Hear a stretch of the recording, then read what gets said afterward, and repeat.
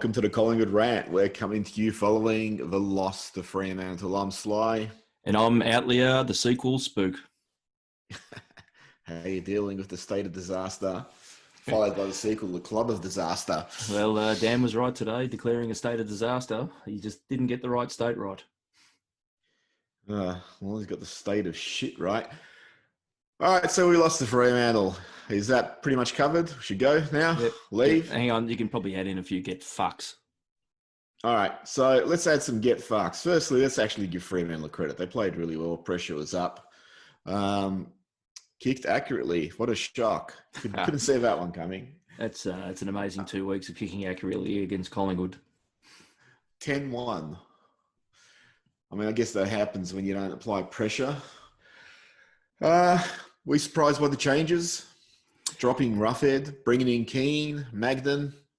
Yes, some of it smacked of a little bit of arrogance, especially with Keane.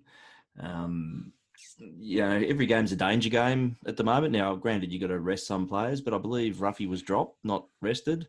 So, yeah, not sure what to make of that one. Yeah, you would have thought that it would be either Keane or Magden, not both. You wouldn't expect both of them to come in. No, I mean, I don't know how many more shots Magden needs to prove that he's not up to it.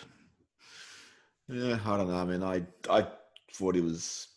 I don't think he was horrible tonight. I thought there was others who were a lot... Oh, yeah, no, I don't. I'm not singling him out, but, I can't believe you're singling him out. But you plan a future with some of these players, or are you just treading water of shit? Treading water in shit, or treading shit. Maybe it's just treading shit. Chris Mayne, probably one of his better games for Fremantle. 5 disposals. Do you remember that? It's like that that scene in The Simpsons where Lisa gives Ralph the card. Choose you. And Bart says you pause it. You can see the exact moment that he starts to break down. There's so many players out there that you can pause the exact moment that the game passed them by. Oscar Elliott, 7 disposals. Yeah, he was good tonight, wasn't he? Josh Thomas, 9. So, I mean, I pointed him out about 3/4 time when he was on 5. So, obviously, he came good almost. He is. He was a disaster area anytime he went near the ball, and that's not the first week. He was a state of disaster. Yep.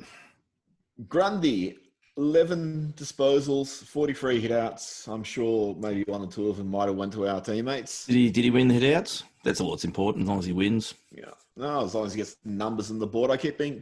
I'm actually told, I'm reliably informed that the reason he's not winning the hitouts is we need better midfielders. To advantage. I mean, it's genius. I think if we applied that logic to every position on the field, we could win something. He's a good player. He just needs to be a lot better. Oh, look, I'm not going to single Grundy out because it always seems that I do, particularly you. But I can't keep singling him out, though, every week. I mean, it's getting fucking boring. I would have thought the logic of having a statistically dominant ruckman... My God, the man's talking about logic. Talking about logic. Having a statistically dominant ruckman is to devise strategies that he'll tap it to your midfielders so you'll win taps to advantage rather than just putting it straight down and then expecting... just a battle of strength or whatever to win out. I mean, isn't that, a couple of weeks ago against Geelong when you did that beautiful tap to Chris, but he was running past. Why don't we see that sort of strategy more often? Though? Aren't there plans? Wouldn't the logic be... I think it only happens by accident, though, now. Well, if we're midfielders, wouldn't, before they ball it up, would go up to Grundy and would say, hey, Brody, mate, I'm going to run that way. Spook's going to run that way. If you get your hand to the ball, tap it to either of us. Whichever way you're more inclined towards physically, go for that tap. And meanwhile, the 2 other midfielders, whoever they are, they'll stay back and provide defensive zoning. No, just put the ball straight down. Sidebottom was terrible in the first half and played pretty well in the second half. Yeah, he almost dragged us across the line, which, that's what you want from that ilk of player sometimes. I don't mean him specifically in that ilk of player, but someone with that experience and that know-how and that ability should grab the game by the scruff of the neck. And I thought, he was pretty good in the second half, definitely. It's disappointing he doesn't know how to crumb goals or anything, as I've also been reliably informed. I don't think anyone knows how to crumb goals, so you can't single him out. He was great in the second half, and I think, he should be, given how moronic our forward line is, I think he should be there more often. Yep. Treloar got 30 disposals. Can you name 3 of them? Yep. North, east, and perpendicular to the equator. So 30 disposals at 57% disposal efficiency. I'm no mathematician, but I'd say that's about 14 disposals that go back to the opposition, which is almost half your output. You think there'd be a stat whose side are you playing on? But you'd probably wouldn't get dream team points though if you had players with negative stats. It'd be no good for the for whatever that's meant to be. Maynard was good. The difference, John Noble was really good. Yeah, he was superb. I thought he was clear best on ground for us, which says a lot. When an 11 gamer who's height challenged shows up a number of your big dollar players. But Tom Phillips, what are your thoughts on Phillips? Fuck off. Would that be one? How good is it when Tom Phillips gets the ball? How the fuck does he keep getting a game every week? I don't know. If you're a defender, surely when he got the ball, you just lay off, wait for him to stop, prop, get on his left foot, and then to lollipop a kick, the grand distance of about 32 metres. 32 metres is a long kick for Collingwood. Quainer tried, Myercheck tried. I mean, I can't really criticise the forwards except for Josh Thomas and William Hollis Elliott too much because... Well, there's two things with the forward line and critique of them. When it does get in there, they don't work hard enough to keep it in, and they get a really big excuse because of the fucking putrid delivery that's given to them.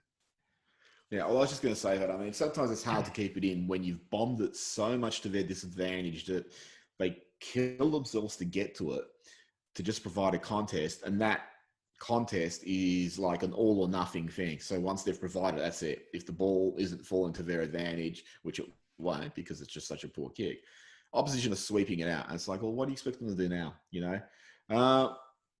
Let me highlight some other really exciting things from tonight's game, this evening's game, well, whatever the time is.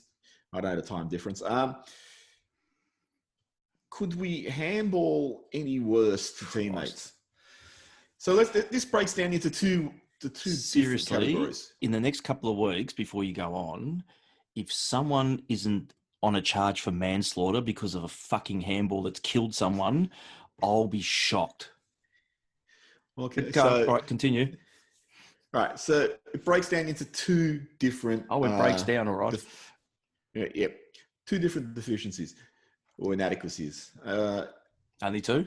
But these break into subcategories. So either we handball it so hard it's like we're trying to take someone's head off, or we handball it... I mean, the amount of times we handballed it so high that the intended target had to leap up to try and take it like a mark. I don't know what the intention is that the handball is thinking, this handball will create some continuity because I've just delivered it with such ineptitude that there is no hope the person that's going to would actually be able to continue the chain of possession with any fluency.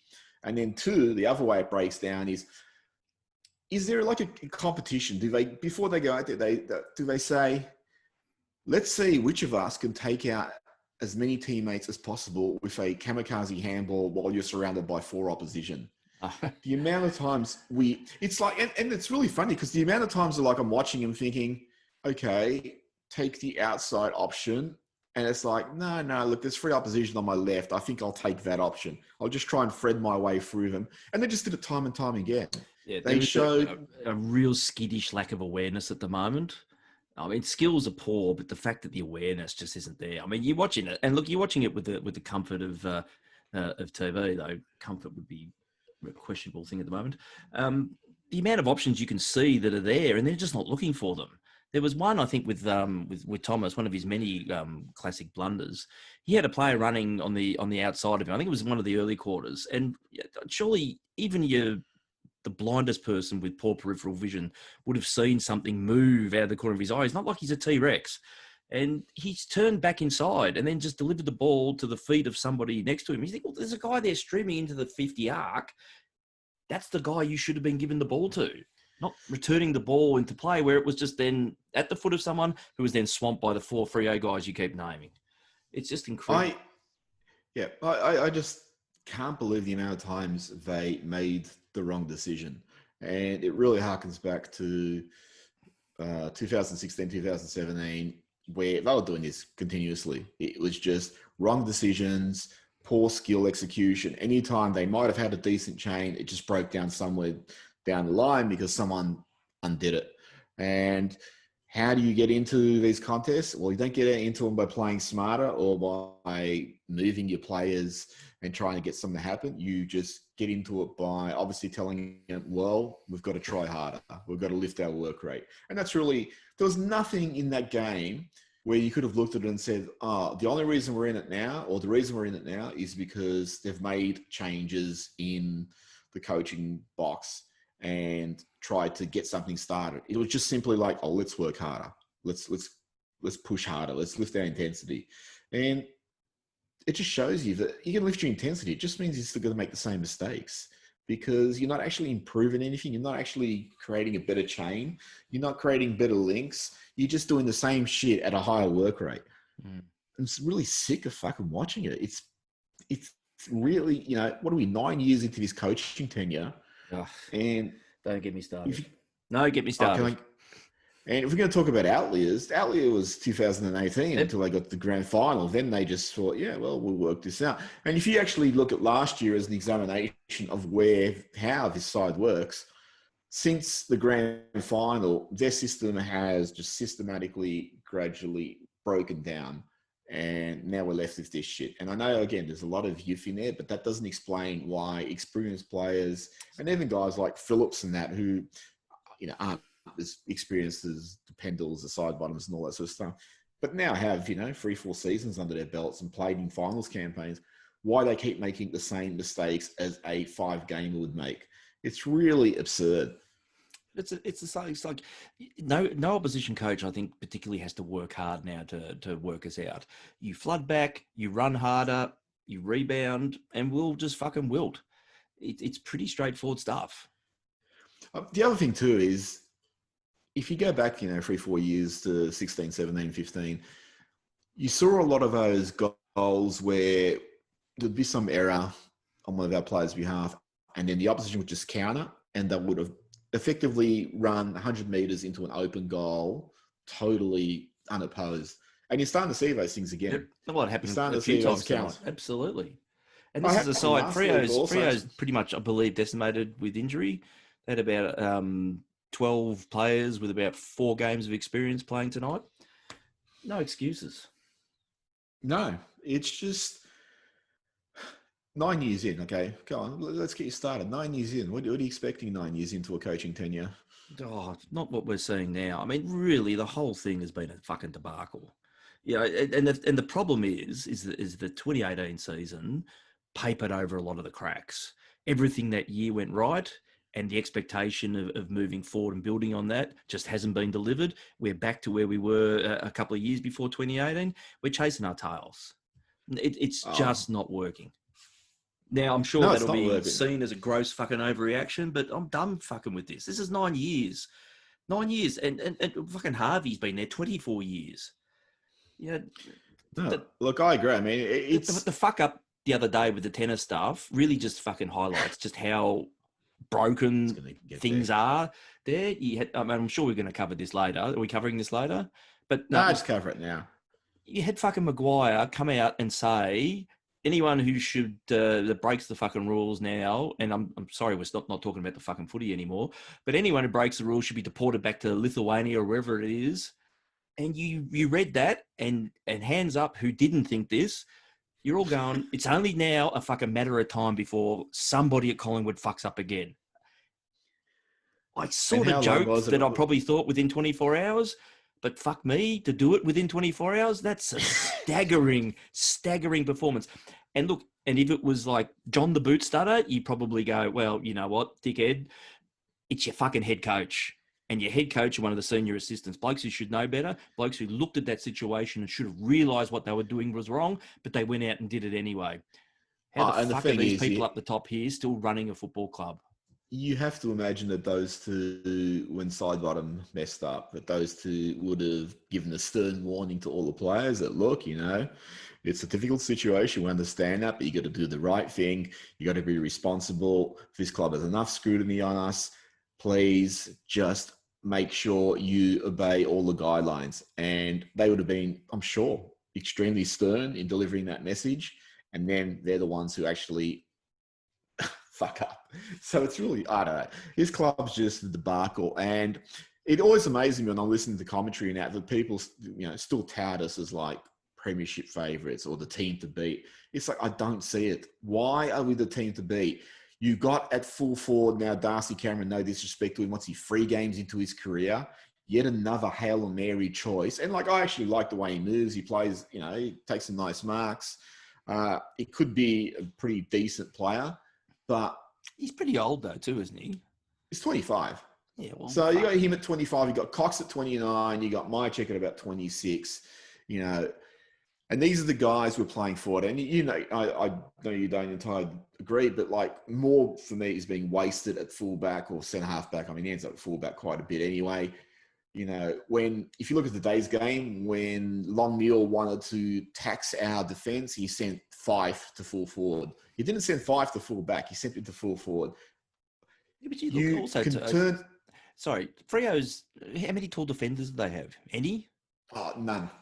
Yeah, and look, selection aside, you would think this would have been a fucking obvious one to bring Cox back for. However, did he even try and throw Mood up forward just for fucking 10 minutes to see whether it was going to work or not? It's almost like he's shit scared of making that choice because the minute you do, you unplug the defence and it's going to leak goals. Well, you've had 2 weeks, mate, of where that's fucking happened with Moot there. Make the call. Look, I'm not a fan of it. I'm happy with Moore as a defender, but at the moment, Christ, forward line is it's just not there. I was having this discussion with someone else. The forwards you move back are the ones that are just clueless as forwards. And those are the guys like Simon Prestigiacomo, which recruited as centre-half forward. He just looked lost down there. Mark Richardson, that Collingwood, he was recruited as a forward. Didn't really do that well. It was thrown down back. Liam Jones at Carlton, Levi Casbolt at Carlton. Forwards weren't quite working. They're thrown down back, playing better. Moore as a forward at Collingwood looked good in a really dysfunctional unit when he was a young, inexperienced, skinny kid. Now you can see he's taking monster marks and all that. I think if you put him up forward, he would panic the fuck out of opposition defenders. Well, you certainly would have today. And today, like, I don't know who Fremantle's forward line is, that Taberner. The 3-gamer that Pansters. Yeah. The little guy, whatever his name is. Yeah, and it's, if I was Buckley... I have no idea.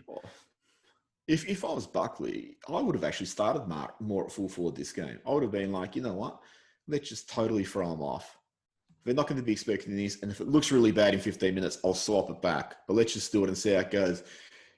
I think there's a romanticism with more at full-back, centre-half back, because, he's dashing and all that sort of shit. But I think you're going to get pretty much almost the same output out of lesser options who are just spoiling the ball, and you're relying on counter-attack rather than, with Moy obviously playing him a bit more attacking where he's taking marks and all that sort of shit. For the amount of potential he has, I just think it's wasting talent to play him down there. You don't see anyone else in the league doing it. We're the only ones. And that's because Buckley played him up forward for a few years when the side was so fucked up that Moore didn't have a consistent output. But during those years, if you had Gary Ablett Sr., Tony Lockett, Jason Dunstall, Lee Matthews, Peter Dacos down there, you would have still mauled the shit out of them with how dysfunctionally you moved the ball forward. Mm-hmm. So looking at the side, I think there's players from that 2018 year, like Varco, Hoskin Elliott, Josh Thomas, who Hoskin Elliott, maybe I'll give the smallest pass to, but and not in pass in terms of, I think he's been playing well. It's just that I think he still has upside, but you're looking at him going, geez, you'd have to start seriously thinking about just putting the pen through these names and saying they don't have it. And the problem there is, I don't know who's meant to come up. Well, that's exactly the point. You know, you've got these young players like Dagos and the Browns and all that, but they're just miles off it at the moment. Quainer, you know, he tries and all that, but none of these guys are anywhere near ready. So what you're probably looking at is, if you start striking through names, you're probably going on another rebuild for about, or mini rebuild at least. But the problem with that is, by the time that's completed, Pendlebury, Sidebottom, Howe, Roughhead, Greenwood, they're gone. They're all gone too. But we're not going to win a flag with this side at the moment. So you've got to. We're nowhere near a flag. You've got to make a choice. Yeah, I don't know what they're going to do. I mean, one thing is, I just really think Buckley needs to sit down with the coaching staff and just say, where we're going to get the most out of these players. The way we're playing with the moment is just not fucking working. And that they keep pushing it, expecting it to click 9 years in. If you take out the 2018 outlier, it's not going to happen. And I understand we're missing players. We're missing guys like Pendlebury, Howe, DeGoey. But you put them back in, I think that's going to be just papering over cracks. They were there last year. How good did we look last year? I know we still finished fourth, fortunately, because Hawthorn beat West Coast in the final round. But most of the time, we just look spasmodic anyway. Oh, yeah, it was a very average year. I think we called it in every rant that we did last year. Yeah. You were expecting some sort of miracle to happen, but it never did. You know, the issues that we're talking about now are just continuations of that poor year. Oh, they're more than continuations. They're degradations, and, you know, it's just a continuing devolution. And I don't see it changing.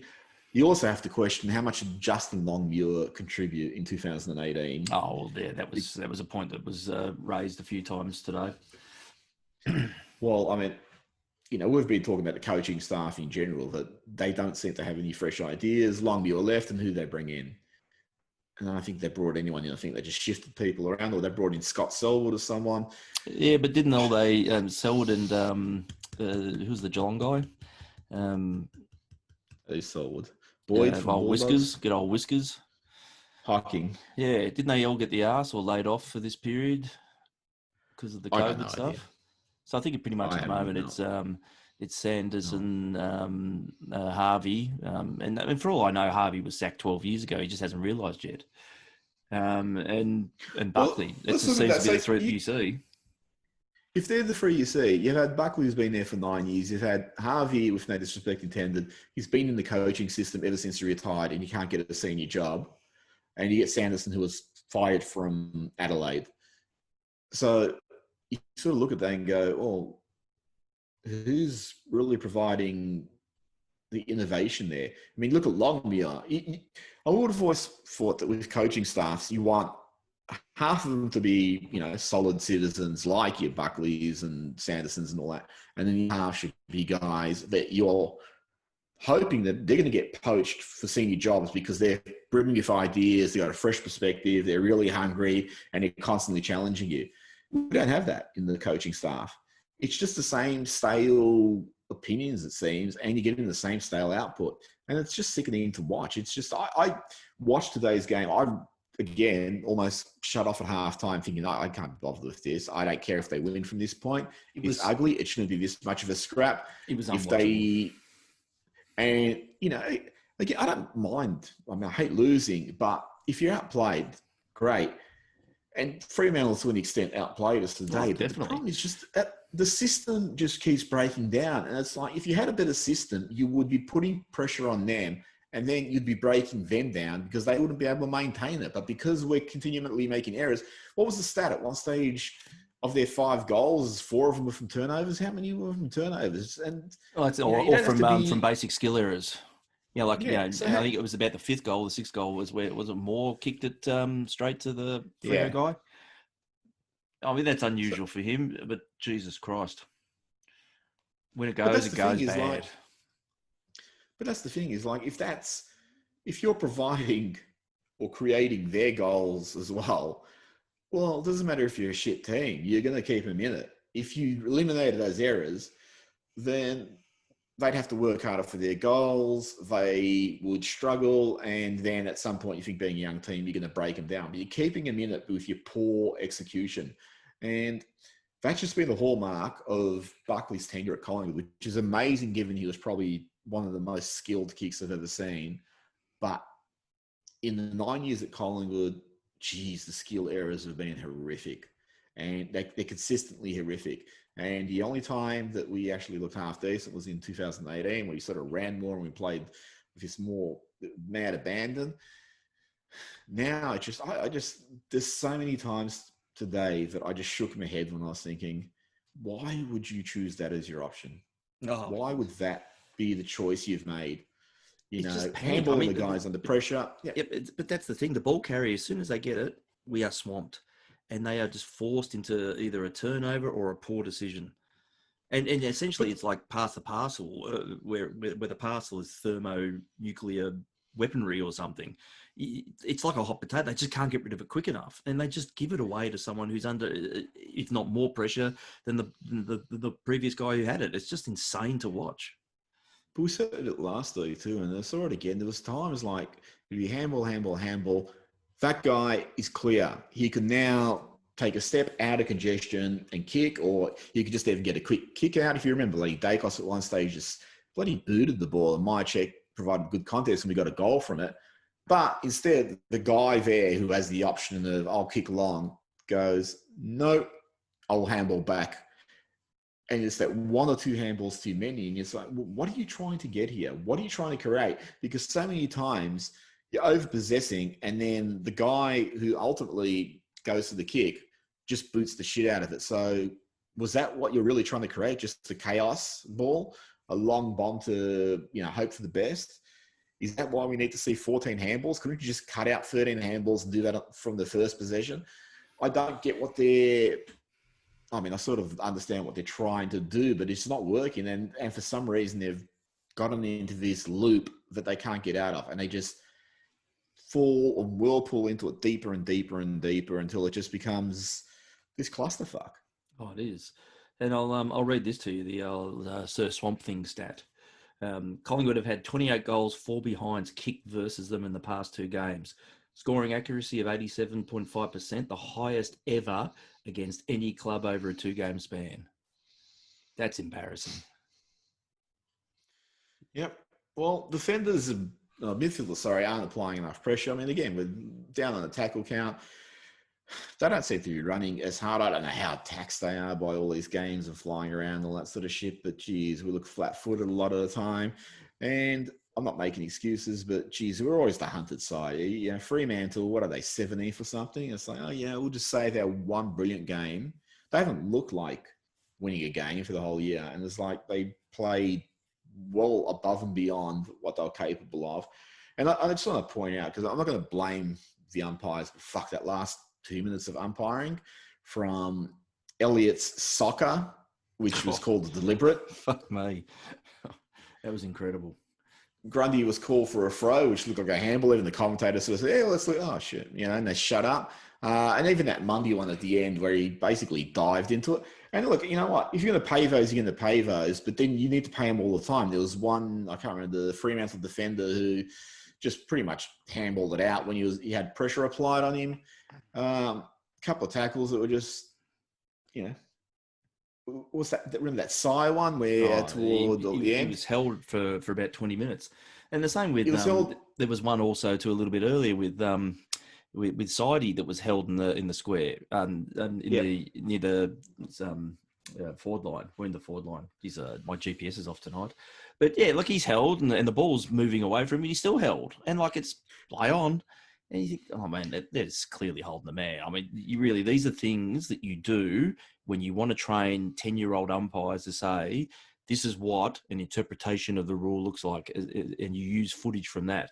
But fuck, if they're not paid as frees, what's the hope? The thing that really annoys me is there's no genuine context given to decisions. It's like that Elliott one. He soccers it. He's sliding as he soccers it, just trying to propel it forward. It's like, we're going to pay that deliberate. because that's just the rule now. The rule now is if you kick it anywhere toward the boundary and there's no teammates around, it must have been deliberate. There was no way that you actually were just trying to gain distance or anything and it was unlucky enough to go out. That sideline is fucking, like, I'm a big proponent. Let's pay holding the balls. But he's held by one arm. He gathers the ball by the other arm, and then two Fremantle players jump on him, and he's called for holding the ball. It's like, how did you expect him to get rid of that? Even if he had both hands free, there's two opponents on top of him, so it would be physically impossible. Show me how he could physically get rid of that. And that's like what I hate about that when they call that one the drag. When someone dives on it and drags it in. It's like, all right, fine if you're on the ping that, but surely when you're paying those free kicks, it should be a case of, hey, you did have the capacity to get rid of that. You just chose not to. But now it's like, oh, you know what? It's actually physically impossible. You could fucking do a test run in the lab and just prove there was physically no way to dispose of a ball. But like, hey, we're going to be tough on that rule now. So if you're tackled and you're holding it, then fuck it. You're pinged. You're gone. We're going to pay. Holding the ball at the moment is possibly the worst interpreted rule, and at levels never seen before in this competition. It's a fucking lottery. But that's the thing. It's like, where's the context? You should seriously look at it and go, could he get rid of it? Or was it being held to? They used to do that, years ago. It used to be like, oh, well, the ball's being held to you. There's no way to get rid of it. It was physically impossible. So we're just going to ball it up. But now it's like, oh, fuck it. You picked it up. You got tackled.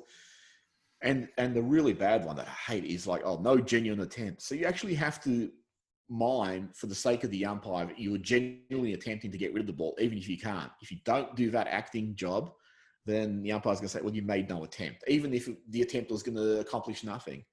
It was sort of gone a little bit off track. Just like Collingwood. No, we've gone a lot off track. Any final thoughts about this shit game? No, I think it really just sums up where we're at. I think as much as anyone, I was duped a little bit with some of the early season performances, and a lot of that was just real hopefulness that maybe they were going to improve. But I think it's not that they've come back to the pack with a thud; they've come crashing back. What are we now, 11th or 12th in the ladder or something? We're playing like a bottom four side at the moment, and I'm struggling to see where we're going to improve, and that's a lot to do with the outs, and it's fucking wrong that we miss the likes of Pendles as much as we clearly do in the middle. Pendles is 948 years old. He ain't going to be around forever. Why do we crumble when he's not there? Who's your higher apparent? It's embarrassing times. I think we clearly even with Pendles. Sorry. Or even with Pendles out, there's no system. So you bring someone in, and it's going to be like, well, what the fuck do you expect? Adams, that was the worst game I've seen him play, I reckon, in the years he's been a senior regular. Did he get above 33% disposal efficiency? I don't know. I'll check that. He got 39% disposal efficiency. Oh, that's an improvement then. That's good on him. Well done. You got to pick out the positives. But the thing is, it's like there's guys who are just constantly caught in congestion. Trelaw's another one, and I've been whining about this forever. Why is he constantly caught on the inside surrounded by players? How do you not manufacture for him to be on the outside? And again, that's a breakdown in the system. You bring Sire in, and you're not going to expect him to be BOG first game back in a year. But it's like they're trying to find the missing ingredient to solve their problems when the problem is their structures and the way from a stoppage they unfold. And for years, they've just thrown numbers at it. They've just tried to win through sheer attrition. And there's no actual, outside of 218, there's very little system coming out of congestion. You don't see the spread. You don't see sort of a cohesive chain that links from the inside back to the outside, and then you get a spread going forward into attack. It's just like, let's hope for the best, and then someone will snap it out of a pack, and then we'll reset up for a fucking another stoppage, and hopefully we'll get it out the same way again. It's like I said, we're going back to 2016, 2017. We just really look the same. All the stuff we were whinging about, like not just saying you and I, but as the Collingwood supporter watching 2016, 2017, all the stuff that were complaining about back then, that's what you're watching now. Mm-hmm. And if they haven't gotten this right after 9 years, then you know what? Bucks, Sando, go play another tennis match, get sent back to Victoria, and fucking let the boot start a coach, because this is really amateur hour. And it shocks me that you have so much midfield experience in that coach's box and they can't work out a system. And they haven't been able to cultivate players like Grundy and that to work out a structured means of monopolizing their statistical dominance in the ruck. It's a crime. No, I think it's time for a clean out from the top the problem down. Is if you do a clean out, no, I'm talking so much of the players. I'm talking about the I think you have to do the players though too. I think they're... Well, some of them, you know, look, if you change things up, some of them are going to be moved on no matter what. I think there's still a core of a good side there. It's going to be rapidly disappearing though in the next year or two if we don't do something about it. I mean, I go on about this a lot, but their list management post 211 has been diabolical, and it's put him in a hole where they've constantly tried to find left field solutions like your Darcy Camerons, your Mason Coxes, your Jonathan Marshes, Mark Keane, all those sort of guys. It's like, where can we find a good player? Even Sire was a speculative pick in the draft where they took him. And it's coming back to bite him. And there's not enough genuine promise and not enough access to youth to build a side that's going to enjoy sustained contention.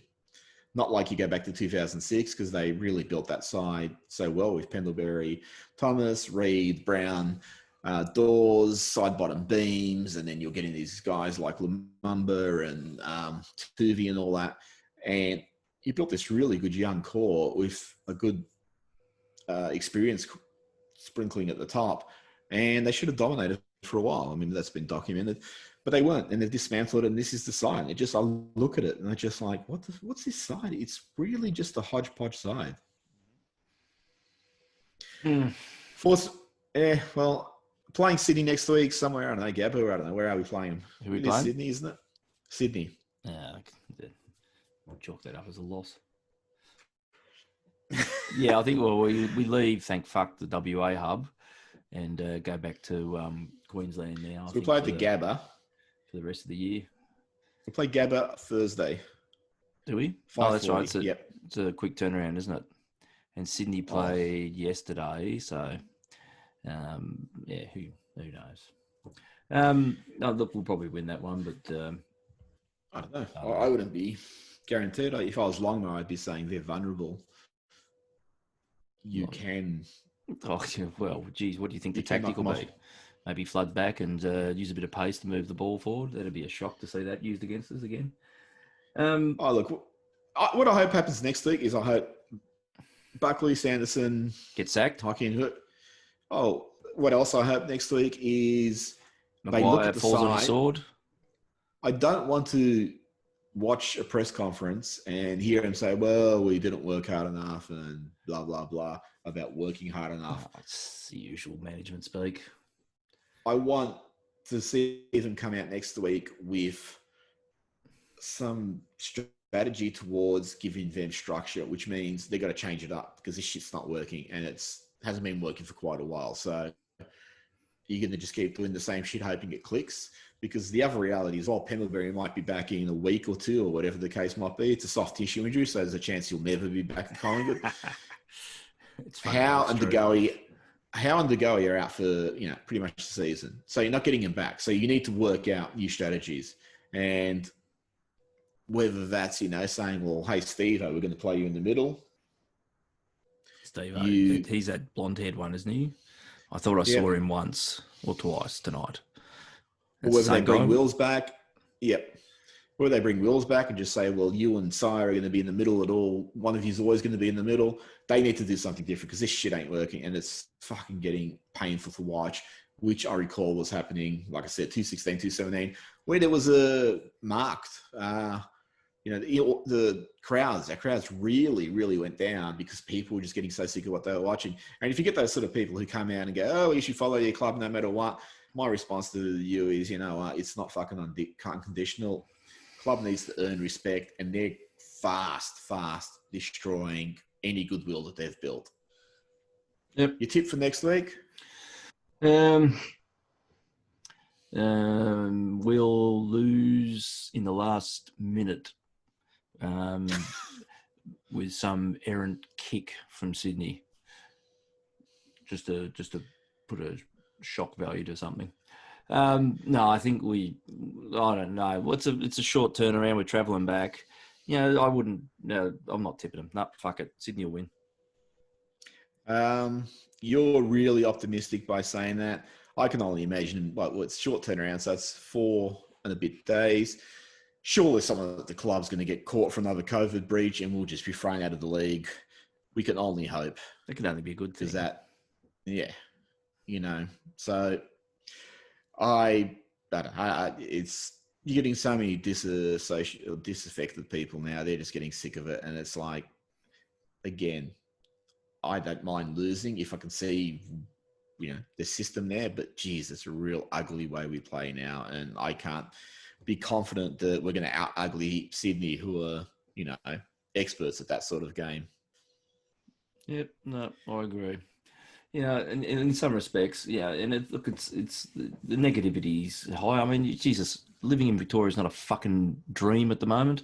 After the shit show that's happened today, and what that means going forward, you look for particular things as a positive distraction for you, and sport is always one of those great things that you can lose yourself in the moment with and whatnot. And I'm just not getting any of that out of Collingwood at the moment.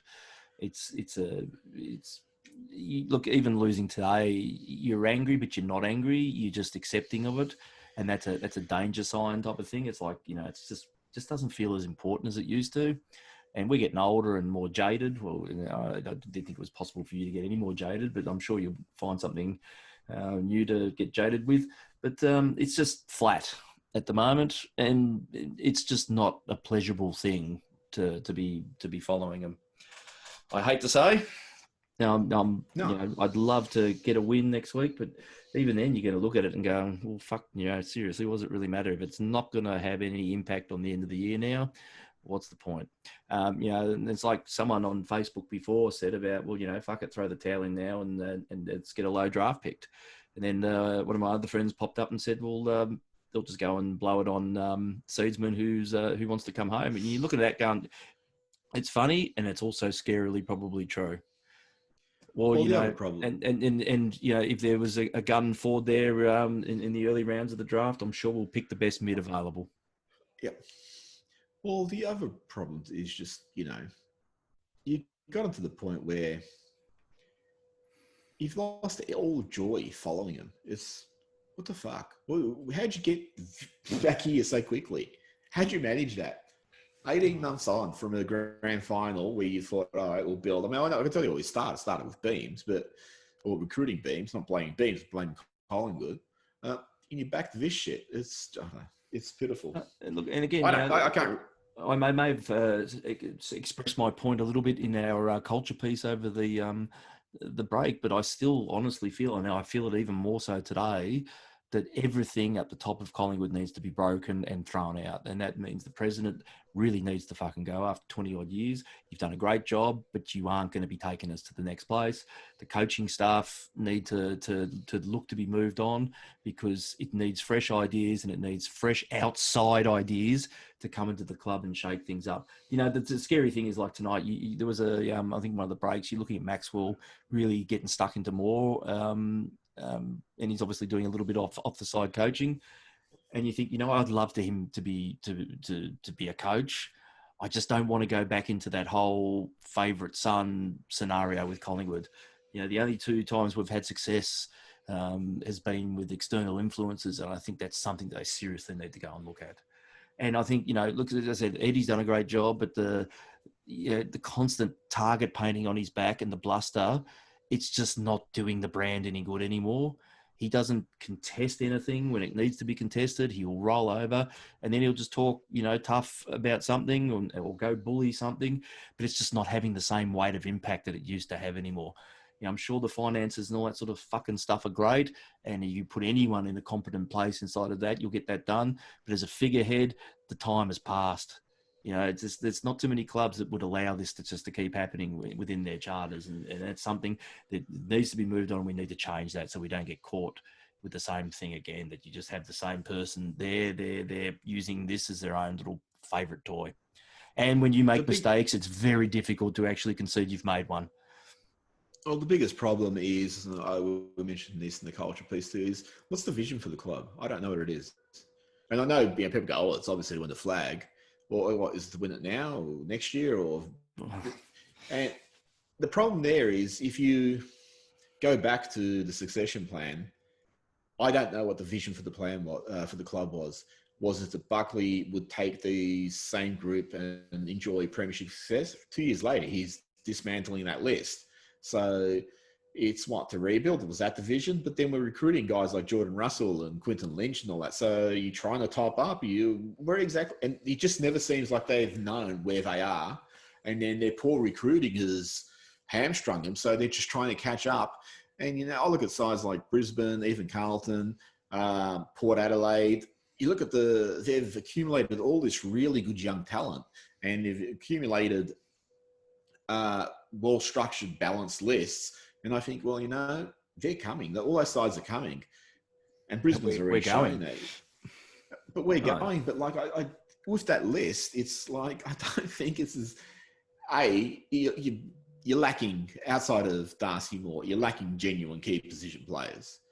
So, I love Myercheck. Roughhead's done a really good job. But, hey... Are these your key positioners for the next 5 years? You got Will Kelly coming in, and that's it. In the last 9 years, this is the total sum of the key positioners that you've accumulated. And then you've paid really big for guys like Beams and Treloar. And then there's guys there who I think,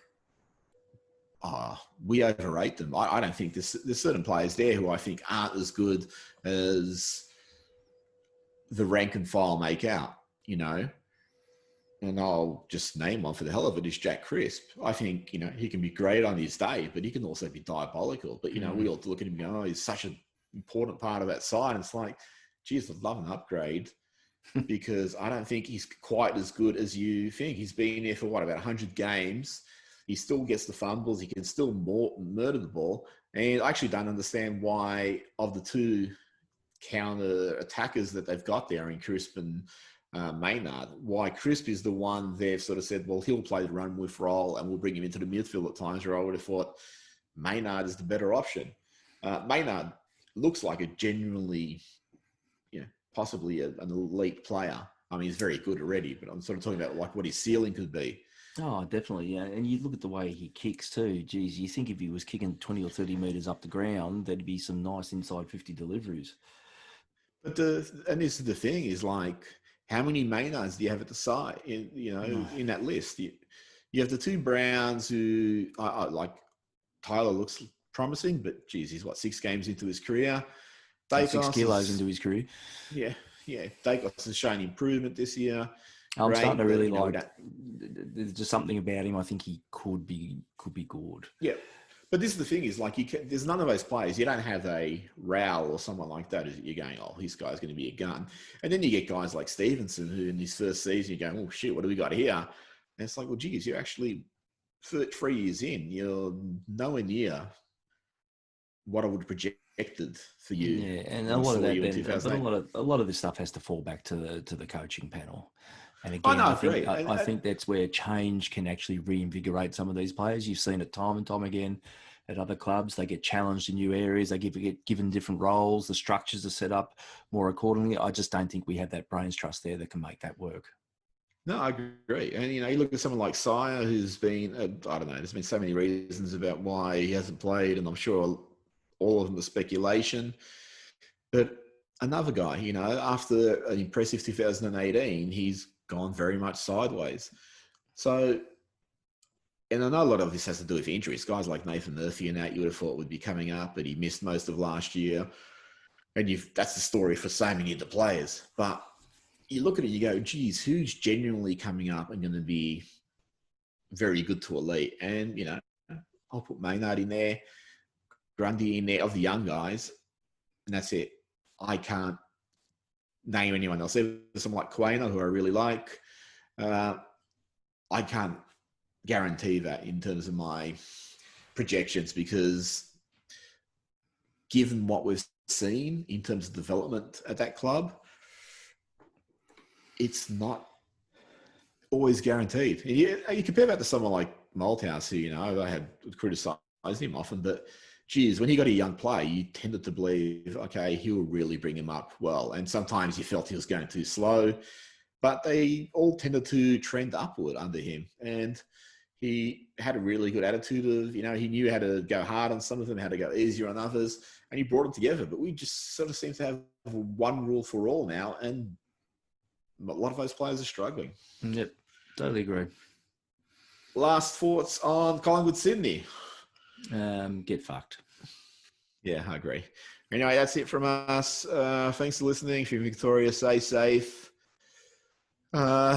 And do what Collingwood does in the forward line. Social distance from the ball. And the wings. Maybe they did see like one of those biological slides of COVID, because I did think it had red in it and they're allergic to it now. Maybe that's just a way out their theory.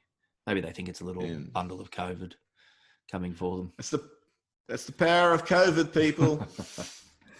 Yeah, what a show that was. Anyway. Yeah, we might be back next week. Who knows? Yeah, right, enough from us. Let's get out of here. Yep. Well, not that we're together or anything. It's get out of here as we log off, because we're not breaching any curfews today. Curfews, can you believe it? But anyway, is what it is. Later. All right, see ya. We're no longer recording. We can go play tennis now, right? That's right.